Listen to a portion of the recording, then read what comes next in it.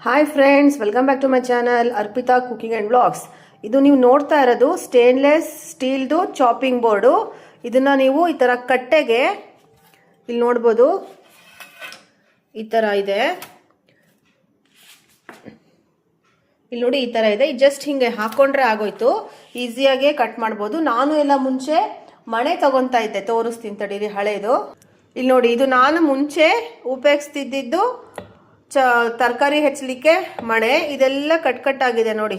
ಅದಕ್ಕೋಸ್ಕರ ನಾನೇನು ಮಾಡಿದೆ, ಈಗ ಪಾತ್ರೆ ಅಂಗಡಿಗಳಲ್ಲಿ ಎಲ್ಲಲ್ಲಿ ನಿಮಗೆ ಈ ಥರ ಚಾಪಿಂಗ್ ಬೋರ್ಡ್ ಸಿಗುತ್ತೆ ಸ್ಟೇನ್ಲೆಸ್ ಸ್ಟೀಲ್ದು. ನೀವು ಈ ಥರ ಕಟ್ಟೆಗೆ ಆರಾಮ್ಸೆ ಹಾಕ್ಕೋಬೋದು. ಸ್ವಲ್ಪ ನೀರಿದ್ರೂ ಗ್ರಿಪ್ ಆಗುತ್ತೆ, ಆಮೇಲೆ ಚೆನ್ನಾಗೆ ಹೆಚ್ಚಬೋದು, ಏನೂ ಆಗೋದಿಲ್ಲ, ಹೆಲ್ತಿಗೂ ಒಳ್ಳೆಯದು. ನಾನು ಇದಕ್ಕೂ ಮುಂಚೆ ಚಾಪಿಂಗ್ ಬೋರ್ಡು ಪ್ಲಾಸ್ಟಿಕ್ಕಿಂದು ಬರುತ್ತಲ್ಲ, ಅದನ್ನು ಉಪಯೋಗಿಸಿದ್ದೀನಿ. ಅದನ್ನು ತೆಗೆದುಹಾಕಿ ವುಡನಿಗೆ ಬಂದೆ. ಇಂದ ಈಗ ಸ್ಟೇನ್ಲೆಸ್ ಸ್ಟೀಲಿಗೆ ಬಂದಿದ್ದೀನಿ. ಇದರಲ್ಲಿ ನೀವು ಚಪಾತಿನೂ ಮಾಡ್ಬೋದು. ಹೊಸದೊಂದಿದೆ, ತೋರಿಸ್ತೀನಿ. ಇಲ್ಲಿ ನೋಡಿ, ಇದು ಹೊಸದು. ನೀವಿಲ್ಲಿ ನೋಡಿ ಕೊಟ್ಟಿದ್ದಾರೆ. ಫ್ರಂಟ್ ಸೈಡಲ್ಲಿ ನೀವು ಈ ಥರ ಮಾಡ್ಬೋದು, ಬ್ಯಾಕ್ ಸೈಡ್ ಈ ಥರ ಇಟ್ಕೊಂಡು ತರಕಾರಿ ಹೆಚ್ಕೋಬೋದು, ಆಮೇಲೆ ಕ್ಲೀನಾಗಿ ವಾಶ್ ಮಾಡ್ಬೋದು, ಚಪಾತಿ ನಾದ್ಕೋಬೋದು, ಆಮೇಲೆ ಬೇಕಿಂಗ್ ಏನಾದ್ರು ಮಾಡೋಂಗಿದ್ರೆ ಮಾಡ್ಬೋದು. Chopping board stainless steel. ಇದು ಪ್ರೈಸ್ ಏನು ಜಾಸ್ತಿ ಇಲ್ಲ. ಇದ್ರದ್ದು ಸೈಜ್ ಬಂದುಬಿಟ್ಟು 35x30, ಓಕೆನಾ. ಇದು ಜಾಸ್ತಿ ಏನು ಪ್ರೈಸ್ ಇಲ್ಲ. ಇಲ್ಲಿ ನೋಡಿ, 750 ರುಪೀಸ್ ಇದೆ. ಲೈಫ್ ಲಾಂಗ್ ಬರುತ್ತೆ.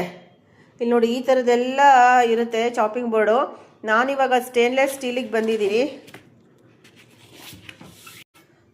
ಇಲ್ಲಿ ನೋಡಿ, ಈ ಥರ ಎಡ್ಜು ಈ ಥರ ಇದೆ. ಈ ಪಾರ್ಟನ್ನ ನೀವು ಕಟ್ಟೆಗೆ ಈ ಥರ ಹಾಕಬೇಕು. ನಂದೇನಿದೆ ಹಳೇದು, ಅದಕ್ಕಿಂತ ಇದು ನೋಡಿ ದೊಡ್ಡದಿದೆ. ಇಲ್ಲಿ ನೋಡ್ಬೋದು ಎಷ್ಟು ದೊಡ್ಡದಿದೆ, ತುಂಬ ದೊಡ್ಡದಿದೆ. ಇದು ಯಾರಿಗಾರು ಗಿಫ್ಟಿಂಗ್ ಪರ್ಪಸ್ಸು ಕೊಡ್ಬೋದು. ಈಗ ಉಪಯೋಗಿಸ್ತಾ ಇದ್ದೀನಿ, ಅದಕ್ಕಿಂತ ಸ್ವಲ್ಪ ದೊಡ್ಡದಿದೆ.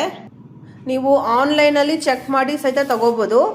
ಇದ್ರದ್ದು ಸೈಜ್ ಏನಿದೆ, ನಾನು 35x30ಗೆ 750.